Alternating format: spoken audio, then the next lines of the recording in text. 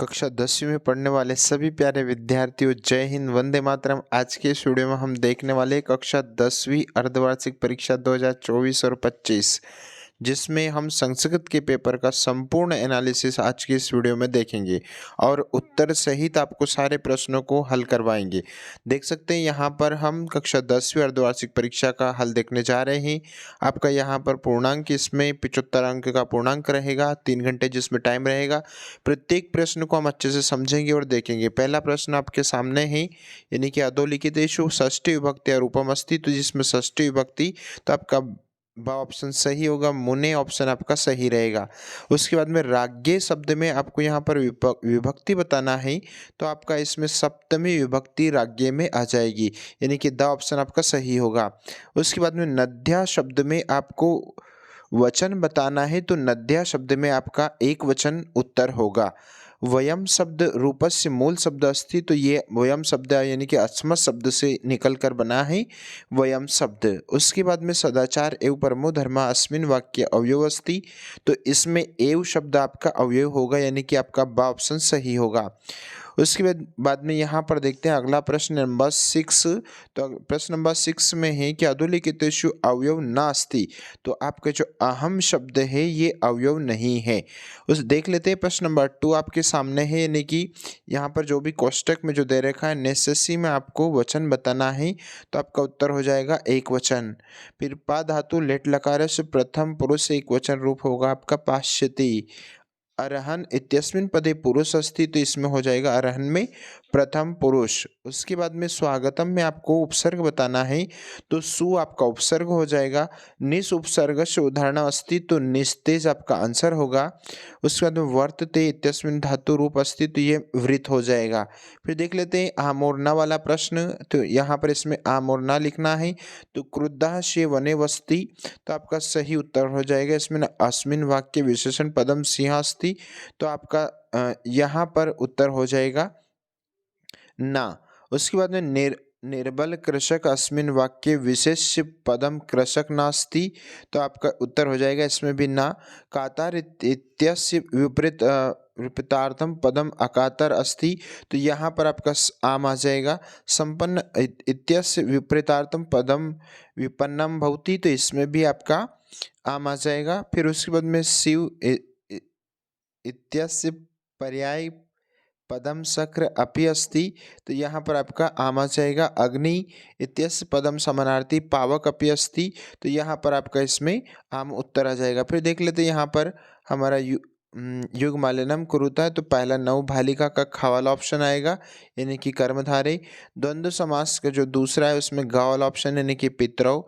चरण प्राप्त का आंसर हो जाएगा आपका पहला ऑप्शन, यानी कि शरणम प्राप्त। उसके बाद में मनोरथ में आपकी संधि हो जाएगी, ठीक है, विसर्ग संधि। फिर उमेश का आपका आंसर बन जाएगा चा वाला ऑप्शन, यानी कि उमा प्लस ईसह। वागीश में आपका वागीश हो जाएगा वाकधन ईशा। फिर एक पदेन उत्तरम लिखा था, यानी कि अहम कस्मे जीवनम काम्ये, तो आपका उत्तर हो जाएगा मानवेय। गुणी किम व्यातिम, तो आपका आंसर हो जाएगा गुणम। फिर का पिपासित भ्रियते, तो उत्तर हो जाएगा आपका चातक। फिर आदाय में आपको प्रत्यय बताना है, तो आ प्लस ता प्लस लिया आपका प्रत्यय हो जाएगा। वर्तमान में आपको विसर्ग लगा है, इसलिए इसमें सानच प्रत्यय होगा। अच प्लस टाप अगर जोड़ेंगे तो अजा हो जाएगा।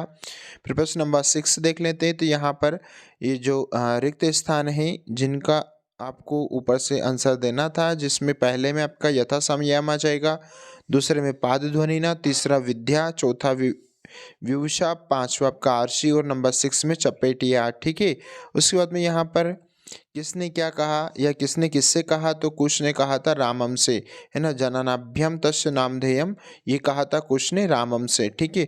अहम वनराज किम भयम ना जायते, है ना, तो ये कहा था सिंहा ने वानर से। और उसके बाद में देख लेते हैं दोस्तों हमारा अगला प्रश्न नंबर 8। यहाँ पर आपको अहम चंद्र पश्यामी का कर्मवाच्य में अगर चेंज करेंगे, ठीक है, तो आपका उत्तर बन जाएगा, यानी कि अहम की आपको तृतीया लग गई, मया, और चंद्र आपका यहाँ पर एक प्रथम पुरुष में हो जाएगा और पश्चामी से दृश्यते हो जाएगा।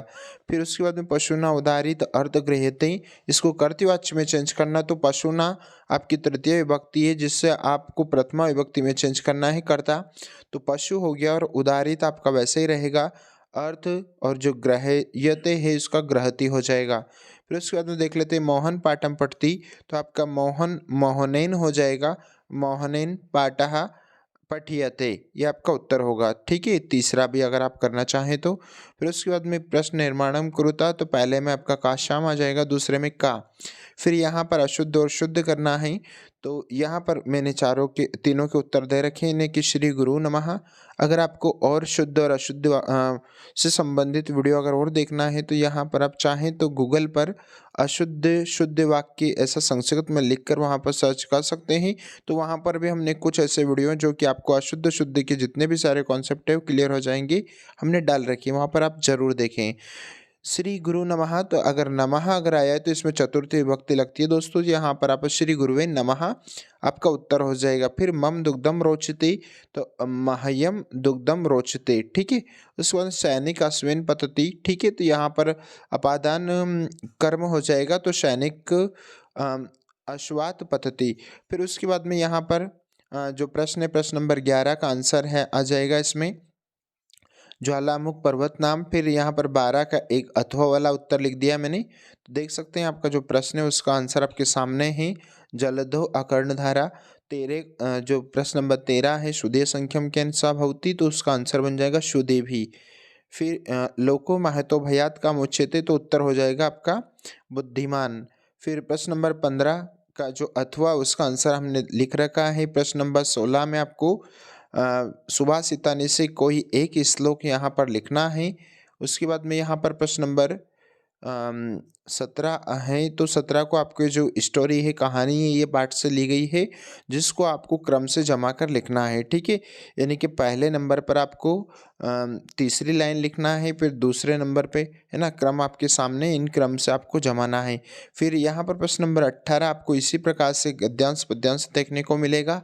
ठीक है, तो इसको आपको सॉल्व करना है। प्रश्न नंबर चाहे दोनों में से कौन सा भी एक यहाँ पर आपको एग्जाम में सोल्व करना है। प्रश्न नंबर 19 भी आपका जो प्रश्न पद्यांश वाला है, इसको यहाँ श्लोक से आपको प्रश्न को आंसर देना है। ठीक है, उसके बाद में प्रश्न नंबर 20, तो यहाँ पर 20 में भी आपको एक गद्यांश देखने को मिलेगा जो कि आपको ये नाट्यांश से संबंधित है, जो कि यहाँ से आपको ये 3 प्रश्नों के उत्तर इसमें से निकालने हैं। उसके बाद में प्रश्न नंबर 21 में इस प्रकार से आपको फिर एक गद्यांश देखने को मिलेगा जो कि सरल होता है, एकदम इजी, जो कि आराम से आप इस अंडरलाइन करके आंसर निकाल सकते हैं। प्रश्न नंबर 22 में अवकाश लिखना है। ठीक है, जो कि अवकाश हमने चैनल पर ऑलरेडी अपलोड कर रखा है, चाहे तो आप यहाँ से आप अवकाश देख सकते हैं।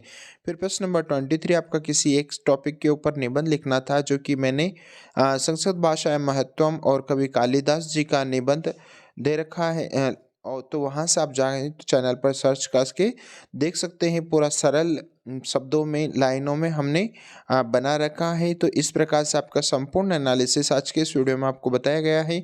ऐसा तो प्यारे बच्चों, अगर आपको और बाकी के जितने भी सारे अगर वीडियो अगर देखना है परीक्षा से संबंधित महत्वपूर्ण, अगर आप बोर्ड परीक्षा में उच्चतम अंक प्राप्त करना चाहते हैं तो आप चैनल से जुड़ जाएँ। मिलते हैं एक नए वीडियो के साथ में, तब तक के लिए जय Hind, Vande Mataram, thank you so much.